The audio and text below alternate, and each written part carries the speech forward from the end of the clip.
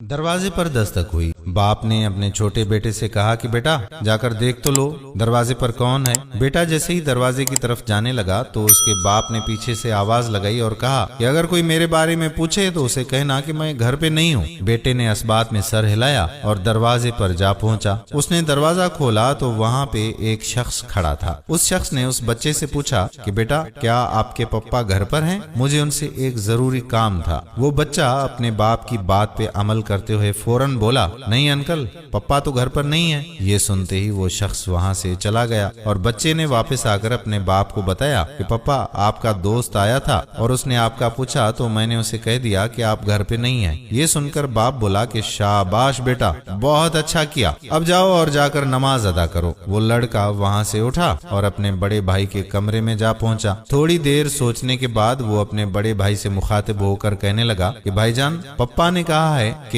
आप मुझे 200 रुपए दे दें। उसके बड़े भाई ने बटवा निकाला और उसमें से 200 रुपए निकालकर उसे दे दिए। पैसे लेकर वो बहुत खुश हुआ और उन्हें अपनी जेब में डाल लिए और बजाय इसके कि वो नमाज अदा करता वो सोफे पे बैठ गया। उसने मोबाइल उठाया और उसमें गेम्स खेलना शुरू कर दी। थोड़ी देर के बाद उसका बाप कमरे में दाखिल हुआ और उससे पूछा, बेटा क्या आपने नमाज अदा कर ली? बेटे ने बेधड़क बोला, जी पप्पा, मैंने नमाज अदा कर ली है। उसका बड़ा भाई जो उसकी सारी बातें सुन रहा था फौरन बोला कि तुमने नमाज कब अदा कर ली? तो वो आगे से बोला कि मैंने नमाज अदा कर ली है, लगता है कि आपने देखा नहीं है। बड़ा भाई कहने लगा कि तुम कब से तो इधर ही बैठे मोबाइल पे गेम्स खेल रहे हो, मैंने तो तुम्हें नमाज अदा करते नहीं देखा। उसका बड़ा भाई फिर अपने बाप से मुखातिब होते हुए बोला कि अब्बा जान, क्या आपने इसे कहा कि मुझसे 200 रुपए ले ले? उसका बाप हैरान होते हुए बोला, नहीं बेटा, मैंने तो नहीं कहा, मैंने तो तुमसे इसे पैसे लेने के लिए कहा ही नहीं है। अब वो अपने छोटे बेटे की तरफ मुतवज्जा हुआ और बोला,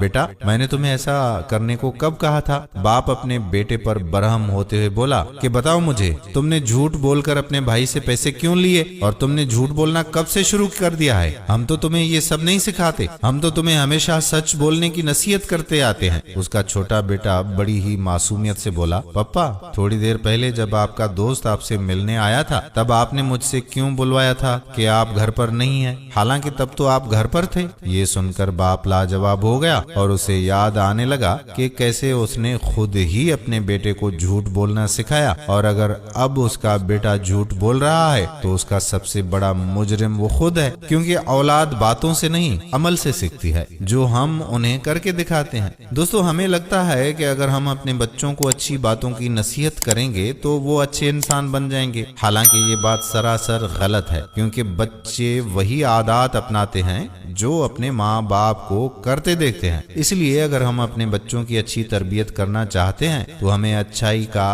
अमली नमूना उनके सामने पेश करना होगा। हम उम्मीद करते हैं कि हमारी आज की वीडियो भी आपको पसंद आई होगी और अपने दोस्तों के साथ इसे शेयर करेंगे।